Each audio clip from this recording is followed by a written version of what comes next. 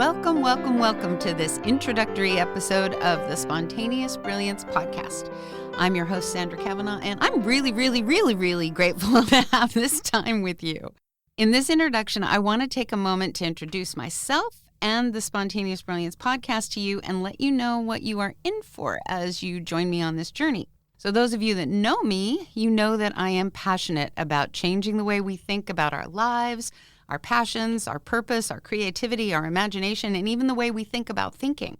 I'm a creativity and communication specialist. I'm a transformational coach. I'm a consultant, a motivational speaker, an educator, and an author of the internationally best-selling book, Spontaneous Brilliance. I started out my career quite a long time ago, about 35 plus years ago, as a professional actor and director, and as a teacher of acting and improv and writing. And now I utilize those same techniques to teach people of all ages and abilities to realize, to honor, and to recognize the brilliance in themselves and in each other.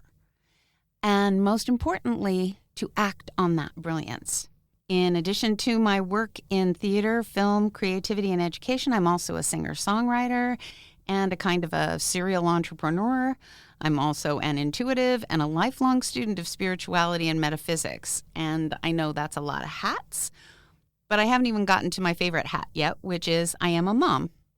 I'm the proud mom of 5 daughters, and my personal journey with my daughters has made me a fierce advocate for children in foster care, adoption, children's mental health, LGBTQ rights, trauma, FASD and autism, and all the other so-called invisible disabilities.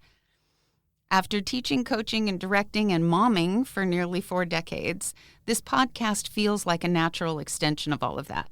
So here at the Spontaneous Brilliance podcast, I want to invite us all to go on a journey together of becoming conscious creators. I want us to go from dreaming to doing. I want us to find that real intersection of creative imagination, personal responsibility, and inspired action. Now, some of this is going to be a solo cast, me talking with you. Some of it is going to be a true conversation, me talking literally with some of you out there who want to talk to me. I'm inviting you to come on board. Some of it will be interviewing some of you, and some of it will just be group conversations that we decide to come together and have. But every week, we'll be moving closer and closer to being conscious creators together. That's my dream, that we find that place where we are all inspired to take action on the beautiful life that we are being called to live here on the great stage of life. So that brings me to where I started out on my journey into spontaneous brilliance. And that is that in that 35 plus years of teaching acting and improv, I was hearing myself say a lot of times, in acting as in life, blah, blah, blah is true. Or in improvisation as in life, blah, blah, blah is true. And it took me, I'm embarrassed to say, many years to catch on to what I was actually saying and to recognize and realize that maybe when Mr. Shakespeare wrote in As You Like It, that all the world's a stage and all the men and women merely players, that maybe he wasn't just dropping a pretty piece of poetry, but maybe he was really giving us a guide, what I like to call metaphorical, metaphysical guide to living our life here on the great stage of life. And the metaphorical, metaphysical guide creates this. This is me quoting me, okay? Each and every fundamental concept or technique that solves a problem in pursuit of successful acting or improvisation does exactly the same thing when utilized on the great stage of life. And you will hear me refer to this as the great stage of life many times. And here's another thing that I believe 120%. This is me quoting me again. If it's true for any of us, it's true for all of us. What I have found is that I could use these techniques really effectively, whether I'm working with CEOs in the corporate environment. I mean, there are lots of people who work with improvisation in the corporate environment these days. It's a very kind of kitschy thing to do right now. It's a very, it's like all the rage to use improvisation in corporate America these days. And I could use it in corporate situations when I'm consulting. I use it in repertory theater. I can use it to teach people to be speakers. I can use it to teach people to be authors. I use it to teach people to go out and get their lives. I use it to teach professional actors. And I also use it to teach students, especially students with disabilities. And they go way beyond what anybody imagined that they could. And that's where I discovered that this isn't just true for people that are actors. This isn't just true for people that are very driven to accomplish something. If it's true for any of us, it's true for all of us, or it isn't true at all. And let me tell you, it's true. I believe that every single one of us is brilliant. Like I said earlier, I believe everyone is a unique creative genius. And it's not for us to just walk into a room and wait for somebody to show us their brilliance, or only show up when we're sure we can demonstrate our brilliance. Let's face it, we do that. We walk into a room and we don't think it's filled with unique creative geniuses. We don't think it's filled with brilliant people. We think it's filled with a bunch of other people, and we're usually just a little bit nervous about how they're going to see us, and they're nervous about how we're going to see them. But we need to know it. We need to believe it. We need to walk into every room on this planet seeing every other human being and ourselves as unique creative geniuses with a very profound and purposeful role to play here on the great stage of life. I walk into a room and I know everyone there is a genius. And I've just told you the theme of this podcast, that everyone here, every single person listening to this podcast, every single person not listening to this podcast, wherever you are, wherever they are, they're a unique creative genius. You're a unique creative genius. It's not our job to decide whether or not someone has genius. It's our job to nurture it and bring it forward in everyone, ourselves and everybody else on the planet. It's like Elf Judy said in The Santa Claus, which is actually one of my favorite quotes. I'll get them anywhere. I'll take a quote from anywhere. But Elf Judy in The Santa Claus says, say it with me, folks, seeing isn't believing. Believing is seeing. We don't need to test people to find out if they have genius. We need to listen to people to find out what their genius is. We don't need to take a test ourselves to find out if we're a genius. We need to listen to our soul telling us what our genius is that wants to get out. As it happens, one prime example of this was many years ago. I'll tell you a little story here. I was doing an arts residency in a classroom of high school students with severe cognitive and developmental disabilities, and these kids had never really spoken very much. Some of them were considered completely nonverbal. Some of them had never written more than a couple of sentences in their entire school career, and they were high school juniors and seniors, and the teacher originally didn't think that they would improvise with me. She thought I was crazy, and she didn't think that they would write. She didn't think that they would even talk to each other, let alone talk to me. But she thought, here's a crazy lady who wants to do this, so let's go ahead and do it. And so I jumped into the fray and I started to improvise with these kids. And in 3 years with these kids, 2 of them won a National Playwriting Award and went to the Kennedy Center. And they all did amazing things. All of them, to a person. They wrote amazing stories. They created amazing artwork. They had amazing visions for their future. And nobody had listened to them before. It wasn't that they weren't brilliant all along. They were. In the middle of that class, one of the kids told me he was on the autism spectrum. And he said to me one day, "We're all just diamonds in the rough. You just have to be willing to stick with it and polish us long enough to find out what's under the dirt." And that's what I want to invite us all to do for each other here. Stick with it.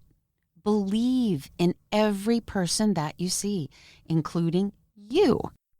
In that class one day, in the middle of that very same class, that same teacher who had thought that I was nuts, one day I was working with the kids on a project, and she just shouted in the middle of the class, "You know what I love about Ms. Cavanaugh?" And the kids all stopped and looked at her for a second, completely nonplussed, by the way. And she said, "She teaches like she doesn't know there's anything you can't do." And so there isn't. And that, my friends, is the key for all of us. If we treat ourselves like we just don't know there's anything we can't do, we don't get stuck in what Mike Dooley calls the cursed hows. We just go try. We just share what's ours to share. I want us to know. I'm very emotional about this. I'll be honest with you. There isn't anything you can't do. And I know that about you. And I know it about me. And I know it about everyone. I want us all to know that. I want to hold it in every moment of every day. And that's what I hope this podcast does, is create a group of people across the globe that are holding that for each other. And that brings me to my second favorite metaphor. Shakespeare's got the first spot with All the World's a Stage. I'm a huge Shakespeareophile, so yeah, of course he had to have my heart. But my second favorite metaphor is a quote that's attributed to Einstein, and that is, "Everybody is a genius, but if you judge a fish by its ability to climb a tree, it will live its whole life believing that it's stupid." So we live in a world where a lot of well-meaning monkeys set up a system to climb a lot of trees, and some of us are fish, and some of us are giraffes, and some of us are orangutans, and some of us are octopuses or bears, and who cares if we can get to the top of a tree? We can do amazing things. And by the way, birds and giraffes can get to the top of a tree faster than a monkey can. We don't judge them on their monkeyness, right? There's one more thing that I want to share, and it's one more in a list of, I'm sure, 25,000 more things I'll want to share, but here's one thing I want to share. Nature is cooperative. Nature does not compete. Human beings are naturally cooperative. Human beings learn competition. We learn comparison. And so this place, this Spontaneous Brilliance place, this is not a place for competition or comparison. When we have our conversations going forward, they will be about ideas. They will be about what we all want to be when we grow up, if that ever happens.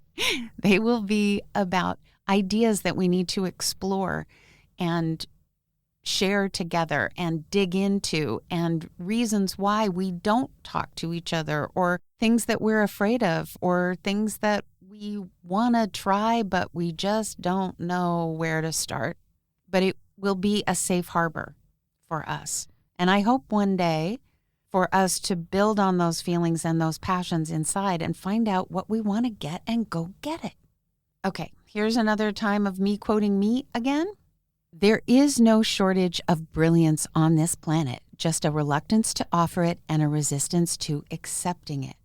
So if you are hearing a lot of things that you've heard before because you've read my book, or you've been through a course with me, or you've been a client, throughout this podcast, we'll revisit some of these concepts and we'll dig deeper into them.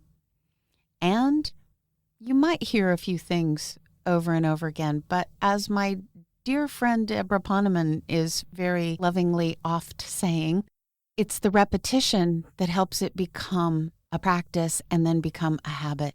We need to develop a habit of believing in the unique creative genius of every human being on the planet. And we need to develop a habit of sharing our genius. Here's the fundamental deal. And this is one that if you've read the book or you've been through a course or you've been my client, you've heard this a billion times. Life is a 24/7 improvisation. 365 days a year, 24 hours a day, 7 days a week, we are improvising. It is an improvisation by definition. Merriam-Webster says to improvise is to speak, act, or perform without preparation, to make or create something by using whatever is available. Dictionary.com says to improvise is to speak or act on the spur of the moment, to make, provide, or arrange from whatever materials are readily available, to compose, utter, deliver, execute, or arrange anything without previous preparation. Hello, that is life right there. That's what we're doing every minute. I teach techniques of improvisation because life is this 24/7 improvisation. Anybody who knows me knows I love a good metaphor. I love to scrunch them and turn them around and play with them and flip them upside down and just take them to the nth degree. But this, that life is a 24/7 improv, that's not a metaphor. That's an actual literal fact. As you have just heard through the definitions, it's an actual literal fact. And so let me just tell you, in improvisation, there are only 3 things you are ever doing. You are either making an offer, accepting an offer, or blocking an offer. That's it. So, likewise, in life, you are only doing one of 3 things at any given moment, every day of your entire life. You are either offering, accepting, or blocking. Offering means anything that you think, do, say, that offers into the situation, that is added to the situation. And in improv, it's any action or any verbal communication that is added, offered into the circumstance. In life, it's anything you think, do, or say, right? And even if you're thinking it, you're still in that improvisation with yourself. So that counts too. Accepting is acknowledging an offer. It's saying yes to an offer. It's allowing it to be a thing, right? So in improv, you are accepting when you acknowledge the offer of the other player. In life, you are accepting when whatever comes into your life circumstance, you're going, yeah, that's a thing. And if it's here, it's supposed to be here. And now it's up to me to respond or, dare I say, offer back to it. Because we have 100% responsibility in our lives. We have the ability to respond to all offers that we receive, no matter where it comes from. And blocking an offer is anything that says no to any offer, okay? Blocking is saying no. And what we want to be doing in life is offering and accepting and not blocking, okay? I tell you this because I will use this vocabulary a lot. And so here's an important, huge truth about offering, accepting, and blocking. The universe, and I'll use the word universe because out of respect for all the faiths that might be here, whether we're talking about God or the Creator, however you think about the God of your understanding, I'm just going to use the word universe as a universal term, okay? Here's the key. The universe never blocks. The universe only offers. It never blocks. It accepts every offer you make, whether you realize it or not, and it only offers, okay? And a lot of us, we tend to think that as human beings, that when something is happening that is not what we think we want, or it looks like a tragedy, or it looks like a problem, we think that something out there is doing that to us. But what the key that the universe never blocks tells us is that nothing happens to us. Everything happens for us. Anything we see as an obstacle out there in the world is just an opportunity. Anything we perceive as a block, if we shift it and do what I call embracing the obstacles, then we are accepting that obstacle as an offer. And suddenly we are magically empowered to respond, to build on that, to make something bigger out of that. It's so important for us to notice that obstacles are in acting, right? They're what make it all worth doing. And just as in acting as in life, the obstacles are what makes it all worth doing. Obstacles are what anybody who's going to play a character in a video game, a lot of my clients are younger, and so they're used to video games more than they're used to the idea of being on the stage. But when you go to choose a character in a video game, nobody chooses a character that faces no obstacles. That's boring, right? Just like any actor in the world wants to play a character that's got a lot of obstacles to overcome. That's what makes it fun. It's getting through those bumps and those crashes and burns and those rocks and things that we have to climb over in life or as the character in a video game, right? That's what makes it fun. Having things to overcome, that's what makes it interesting. That's what shapes the strength of our character. That's what drives our story and our wants and our needs. The obstacles and the overcoming of them in any video game or any production and in life, right? As our character overcomes the obstacles, that's how we grow.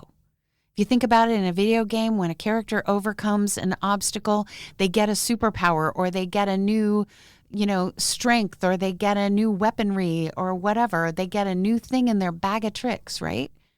The same is true for us in life. When we transcend, when we overcome, that's where our growth comes from. That's why obstacles are such a beautiful offer into our lives, even when they seem like they suck. Even when they seem hard, when they seem tough, they're there for us, not happening to us. I just want to share with you a few more really quick of my fundamentals of in acting as in life, because I've shared in improv as in life. I've shared that in acting as in life, obstacles are what makes it worth doing. That's where the magic is. The universe never blocks, right? And so another in acting as in life that's really super important is acting is about making the other guy or the other person, the other player, look good. And that quote came from one of my acting teachers, Jimmy Tripp, back in the day at the National Shakespeare Conservatory in New York, way back in the 1980s, early 80s. And Jimmy used to say it, Casey Kazaya said it. They would say, acting's about making the other player look good. It's about offering to the other player in a way that builds on their circumstance. When you are an actor and you're stepping onto the stage, inevitably, especially novice actors, are going to be nervous. They're going to be worried about the way they are perceived, the way they're coming across, whether or not they're getting what they want out of their performance, whether or not their hair's in the right place and their makeup looks good and their costume fits right, all kinds of things. But you can't correct for that as a director or as a teacher by saying, stop being nervous, stop worrying about it. Stop putting your focus on yourself. You have to give them something else to put their focus on. So you give them that it's about getting your focus off of yourself. It's about getting your focus onto how you can help the other player be fed or helped or inspired by what you're doing, what you're offering. So again, that's a big guide to us here in this Spontaneous Brilliance podcast. That's what we're doing for each other. We are inspiring, we are feeding, we are helping, we are encouraging, we are enlightening. We are doing whatever we can to offer into each other's lives so that we can support ourselves, get our focus off of ourselves, right? And get us more active by making us focus on helping others, okay? Third thing about in acting as in life is every actor is 100% responsible for their own choices.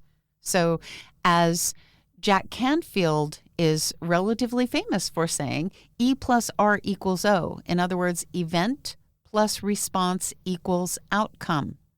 You're 100% responsible for the choices that you make and the offers that you make into a circumstance. Whether you offer, accept, or block, that's all up to you.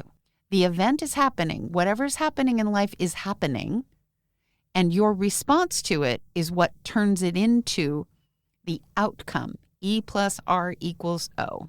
Okay? Number 4, acting is active. In other words, feeling follows doing. Like, novice actors will wait until they understand their motivation and they have the right feeling before they know what to do in a scene. But in reality, if you start doing, if you know what you are trying to do to, for, with the other person in the scene, that is when you start to authentically and honestly feel. If we wait in life until we feel right about everything, we won't do anything. If I waited until I felt right about doing this podcast, we wouldn't be here right now, you guys. If I wasn't willing to do it feeling like I'm probably gonna look ridiculous sometimes or sound ridiculous sometimes, I'm not sure what I'm doing half the time, I don't understand the technology involved, yada, yada, yada. If I wait to feel perfect about this, feel good about this, feel whatever, even feel energized about it, we might never get there. And that's true of so many things. So many things. Okay, number 5. There is a reason why we call it a play. Lighten up.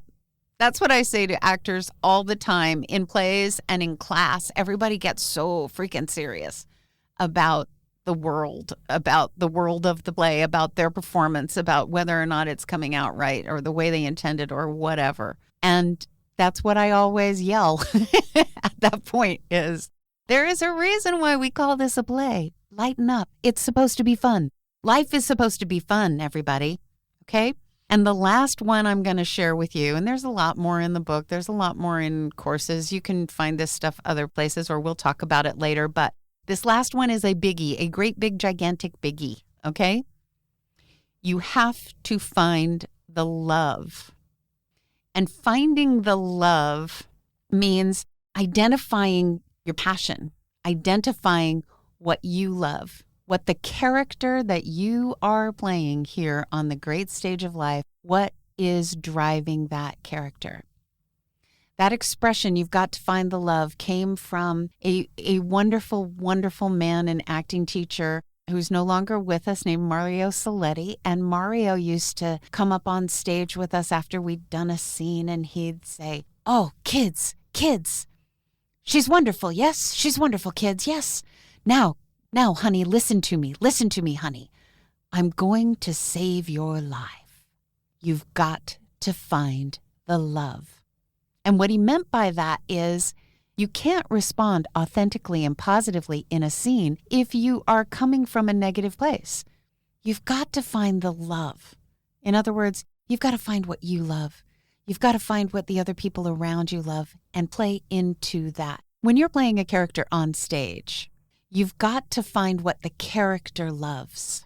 And it's time we embrace the idea that our soul, our higher self, is in this body playing this character. And what we feel inside, that passion that we feel, even if we've shoved it down for a really long time, that is our unique genius. That is our passion. That is our purpose. That is what we are here to share. And most of us spend a lot of effort shoving that love to the back of our brain, right? We get frustrated and we get tired and we get worn out and we get really bored with our lives because we're not living our passion. We didn't find the love, and if we did find the love, we stuck it somewhere else. Okay? So this is going to be about finding the love always in our responses, checking in with our soulful selves and letting our soulful selves guide our process, because we are all here to share our passion, to share our purpose, and to bring it to glorious fruition. Okay, so here is the basic recap. We are here on purpose on the great stage of life. We are here to act. Get the pun? We're here to act on purpose. And I use the phrase on purpose in both ways. On purpose as intentionally, and on purpose as in on our purpose, in alignment with our sacred purpose. We are here to offer on purpose, intentionally and in alignment with our sacred purpose. We are here to create on purpose, consciously and intentionally and in alignment with our sacred purpose. This podcast is all about how do we offer, how do we accept, and how do we not block. And in future episodes, I'm going to get into that with you playfully and purposefully, okay? And we're going to talk about it. And I'm serious about wanting you to talk with me. So the email for this podcast is podcast@spontaneousbrilliance.com. If any of that is tricky to spell, which it was for me for a very long time, it's in the show notes. So just look down there and click on it, okay? Send us an email because we really, really, really are serious about wanting to talk with you. So if you have an idea that you want to talk about, or if you want to come on and chat, this is not a forum for people that already have their book out there or already have a great big giant platform. This is for everybody. Everybody's a unique creative genius. We are being true to that. I mean that. So I'm talking to you. Get on here. Let's talk about something. Let's explore these ideas. Don't be shy. And if you are shy, come anyway. If you want to be coached, if you want to be talked through something, if you want to just chat about something, or if you want to help us see something that you don't think we're seeing, come on. And I'll talk until you get on here, so you may want to come on sooner rather than later. Okay, so to recap, just a couple of quick things. When in doubt, offer. If in doubt, you are probably blocking. All right, my dears, thank you for joining me on this first episode, this introductory episode of the Spontaneous Brilliance podcast. I am welcoming you and inviting you. Come here and play with me. Let's share our unique creative genius and let's get those passions out there to the world. The world needs you. So let's do this. See you soon.